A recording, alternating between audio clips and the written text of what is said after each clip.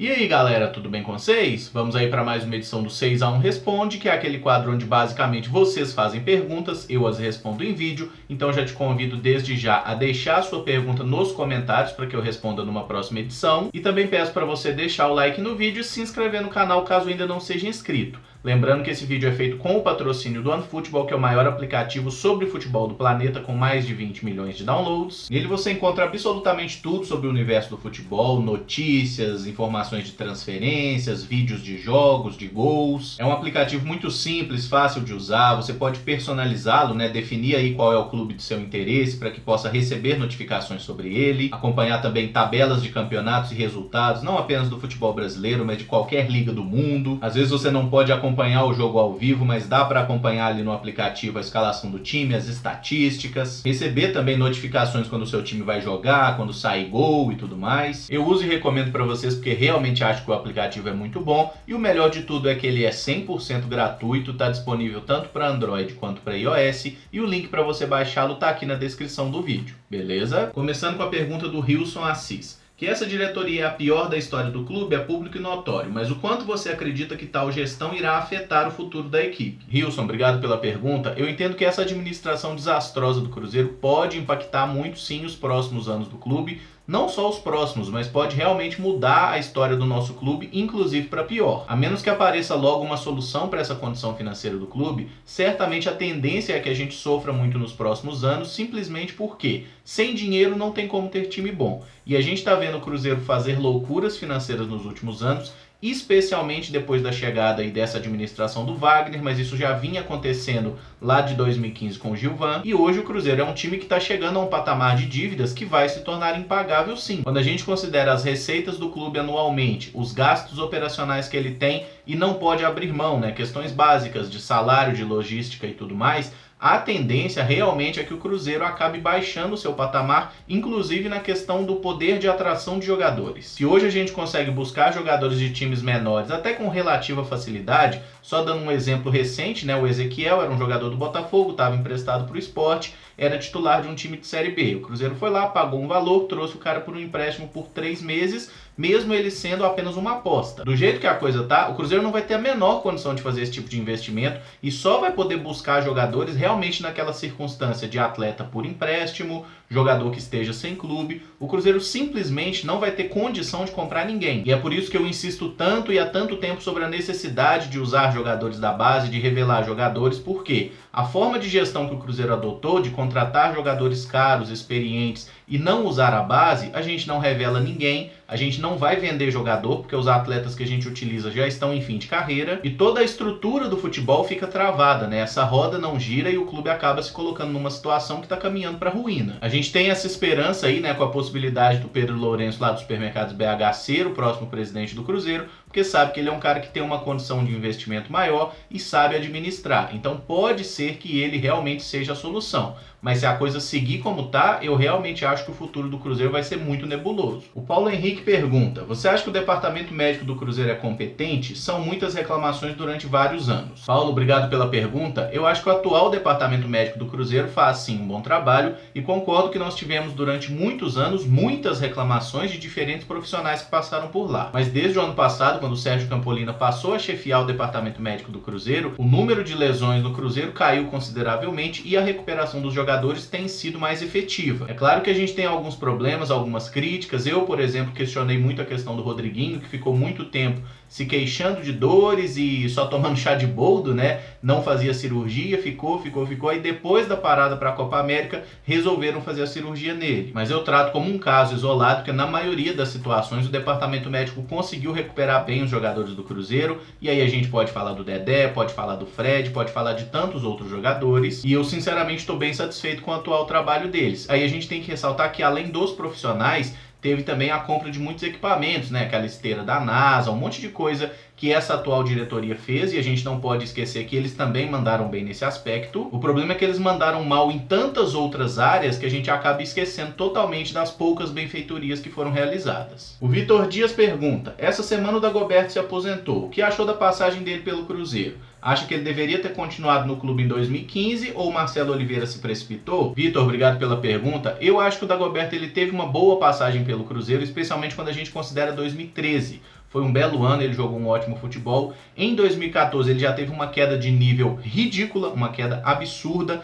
Era um jogador já de idade avançada, estava em fim de carreira. E quando a gente pega qual foi a trajetória do Dagobert desde que ele deixou o Cruzeiro, ele foi mal no Vasco, ele foi mal no Vitória, ele ficou um tempo sem clube, ele foi jogar lá num time que não tinha nem divisão nos Estados Unidos. Aí depois ele teve um brilhareco no Londrina, que foi ali na Série B, né? Foi o canto do cisne, o momento que ele conseguiu marcar alguns gols, aí inclusive a maioria foi de pênalti. Mas ainda assim o Dagoberto teve de fato uma boa passagem pelo Londrina. Agora a trajetória dele caiu muito, era um jogador com problemas físicos e era um cara extremamente chato, extremamente estrelinha, se achava melhor que os outros, não aceitava ficar no banco, e o motivo pelo qual ele saiu do Cruzeiro foi exatamente esse. Para quem não lembra, o Cruzeiro estava envolto naquela situação de final de Copa do Brasil contra o Atlético e lutando para tentar garantir o Campeonato Brasileiro 2014, e o Dagoberto começou a dar entrevistas bem questionadoras com relação ao técnico Marcelo Oliveira, simplesmente porque estava no banco, e convenhamos que na época ele estava no banco ou para o William ou para o Alisson, e tanto o William Bigode quanto o Alisson estavam jogando melhor que o Dagoberto naquele momento, mas o Dagoberto, que tem o ego maior do que ele mesmo, simplesmente não aceitava a reserva. Então eu acho que ele tinha que sair do Cruzeiro, foi ótima a negociação, e os anos seguintes dele mostraram que o Dagoberto não estava jogando nada mesmo. Agora, com relação aos outros jogadores terem saído, aí sim eu entendo que foi o problema. Saiu Everton Ribeiro, saiu Lucas, saiu Goulart.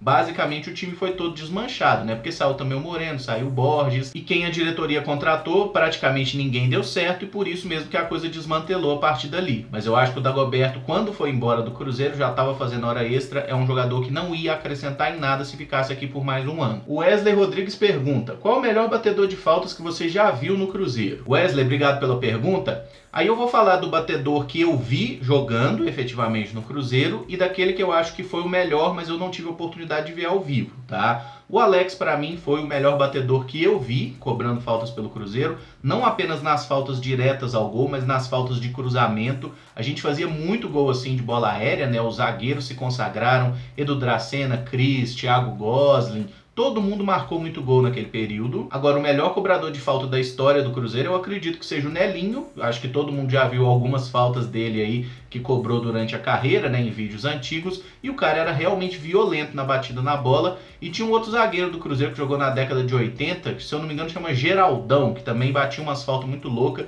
Tem um vídeo de uma falta dele cobrada no Mineirão que é absurda a curva que ele bota na bola. Mas aí eu convido vocês também a falar aí nos comentários qual foi o melhor batedor de falta que você viu com a camisa do Cruzeiro e lembrar de outros bons cobradores também, né? Porque convenhamos que esse é um fundamento que a gente tem questionado muito o time do Cruzeiro há muitos anos, né? Eu acho que desde o Alex a gente não tem aí um grande cobrador de falta. O Fernando Medeiros pergunta: você acredita que existam boicotes coletivos? Ou seja, um grupo de jogadores fazendo corpo mole para ir contra um técnico, diretoria ou clube? Fernando, obrigado pela pergunta. Eu acredito sim nessa questão dos boicotes, especialmente quando os jogadores se unem contra ideias de um determinado treinador. Acho que a gente não pode afirmar categoricamente que foi isso que aconteceu no Cruzeiro esse ano, por exemplo, porque mesmo depois que mudou o técnico, a coisa não está caminhando tão bem. Então me parece que passa muito mais por qualidade dos atletas. Agora que o jogador, especialmente depois que ele está há alguns anos no clube, ele passa a se achar dono, isso é fato. Existe uma certa acomodação com essa convivência de muitos anos, certo desgaste, e por isso eu acho que os elencos têm que ser costumeiramente mudados, né? Por mais que você não precise mudar todo mundo, você tem que mudar algumas peças até para que as pessoas não entrem em zona de conforto. Isso não é só no futebol, é em qualquer lugar do mundo. O jogador se unir contra um determinado clube, eu não acredito, acho que não faz muito sentido, até porque se o cara não quisesse jogar num clube, ele não teria assinado o contrato. Agora, o jogador fazer boicote para tirar técnico e jogador fazer boicote, às vezes, não tocar a bola para um determinado jogador porque esse cara não faz parte do grupinho, ou até fazer sacanagem porque a diretoria tá atrasando salário, isso aí não é apenas achismo. Eu tenho certeza que acontece porque jogador é bicho filho da puta. O Emanuel Pimentel pergunta: a Adidas ainda vai patrocinar o Cruzeiro? Tenho essa dúvida pelas más notícias. Emanuel, obrigado pela pergunta. Cara, essa é uma dúvida que a gente só vai ter a resposta com certeza a partir do ano que vem. Por quê? Tanto o Cruzeiro quanto a Adidas nunca se manifestaram oficialmente sobre esse acerto, né, para que a Adidas seja o fornecedor de material esportivo do Cruzeiro a partir de 2020. Vários setoristas informaram que esse contrato já foi assinado, que o acordo existe, mas nem o Cruzeiro e nem a Adidas nunca falaram oficialmente, sim, nós fechamos e tudo mais. Então, até aparecer esse anúncio oficial, que deve ser só no ano que vem, a gente vai ficar com essa questão pendente. Porém, eu acredito que a Adidas e Cruzeiro sim serão parceiros a partir do ano que vem, a empresa vai ser o fornecedor de material do nosso clube, e não houve nenhuma notícia em sentido oposto, né? Tipo que a Adidas iria sair fora, teria desistido por causa das denúncias de irregularidade no nosso clube. E por fim, o Rubens Viana pergunta: você acha que se o Cruzeiro caísse, o clube iria obrigatoriamente passar por uma reestruturação total, desde campo e bola, a diretoria e estatuto? E ele completa: de certa forma, o rebaixamento seria um impulsionador para a reestruturação do clube. Abraço de Brasília. Rubens, obrigado pela pergunta, abraço para você e para a galera aí de Brasília também que torce pelo Cruzeiro. Cara, eu sinceramente até discuti isso há alguns dias atrás com alguns amigos meus, que eles estavam falando que o rebaixamento do Cruzeiro seria algo positivo para que o clube desse um reset. E eu acho que isso não faz o menor sentido, cara, simplesmente porque se o Cruzeiro for rebaixado, a gente não tem nenhuma garantia de que essa diretoria vai deixar o comando, a gente não tem nenhuma garantia de que o clube vai sofrer mudanças. A única garantia que a gente tem se o Cruzeiro for rebaixado é que a gente vai manchar a nossa história com uma queda para a segunda divisão, e a segunda garantia de que nós vamos receber um valor de receita no ano que vem que simplesmente torna essa estrutura atual do Cruzeiro impossível de funcionar. Então eu não consigo enxergar o rebaixamento como algo positivo em nenhum aspecto, porque para o Cruzeiro cair e o Wagner Pires continuar como presidente, pouco custa. Aí sempre vem alguém falando assim: que isso, Emerson? Se o Cruzeiro cair, a torcida não vai deixar o Wagner continuar, nem que alguém vai lá e mata os caras, não sei o quê. Não vai fazer nada. Olha o tanto de absurdo que a diretoria fez com o Cruzeiro até agora e ninguém fez nada. O cara continua mandando, Itaí continua mandando, Serginho continua ganhando cento e tantos mil lá de salário de dono da Petrobras e o caralho, e ninguém fez nada. Então eu realmente não acredito que a torcida vá tirar a diretoria do braço simplesmente porque até agora ninguém fez nada. E por isso mesmo eu entendo que o rebaixamento seria péssimo de todas as formas e que a gente não tem nenhuma garantia que com a queda o Cruzeiro iria se reestruturar. E eu ainda acho que você não precisa sofrer um baque tão grande para criar vergonha na cara e começar a trabalhar direito. É possível você se reestruturar mesmo ficando na primeira divisão. E dou um exemplo. Em 2011, a gente quase caiu, teve uma mudança de diretoria. O 2012 foi um ano complicado, foi um ano que a gente começou com um time ruim pra burro, mas logo depois o Cruzeiro conseguiu voltar pro eixo, né? O Alexandre Matos veio, trouxe bons jogadores, a gente sabe que também gastou muita grana que não devia, mas ainda assim a coisa começou a funcionar. Inclusive o nome do canal é 6x1 exatamente porque foi um momento em que o Cruzeiro tava muito na merda e conseguiu dar uma guinada e voltar a ser um clube grande, um clube vencedor. Nós ficamos praticamente 10 anos sem ganhar um grande título, e o 2013 foi um ano realmente assim de redenção, né? Porque a bola que o Cruzeiro jogou em 2013 é algo que nos encanta até hoje. Então, para mim, o Cruzeiro tem que dar uma guinada nessa situação, sair dessa crise sem precisar de um rebaixamento, e inclusive ficando na primeira divisão, com as receitas de Série A, é muito mais fácil você construir uma reestruturação do clube do que caindo para a Série B. E muita gente fala do Corinthians, né? Que é um time que foi rebaixado, depois voltou, ganhou o Brasileiro, Libertadores, Mundial e tudo mais. O Corinthians foi a exceção, não foi a regra, e é importante a gente bater naquela tecla. Até a última temporada, quando um time era rebaixado, no primeiro ano de Série B, ele ainda recebia verba de TV de Série A. Agora a coisa não funciona mais assim. Quem caiu para a Série B vai ganhar receita de TV de Série B, e é um valor muito ínfimo, muito menor do que qualquer clube ganha na primeira divisão. Então, moçada, é todo mundo abraçar o Cruzeiro para sair dessa situação difícil, se recuperar logo e garantir permanência na Série A. A reestruturação do Cruzeiro tem que ser na primeira divisão. Bom, galera, esse vídeo fica por aqui. Se gostou, deixa o like, se inscreve no canal caso ainda não seja inscrito e deixa nos comentários a sua pergunta para que eu responda numa próxima edição. Muito obrigado por acompanhar, um abraço e até o próximo vídeo. Valeu!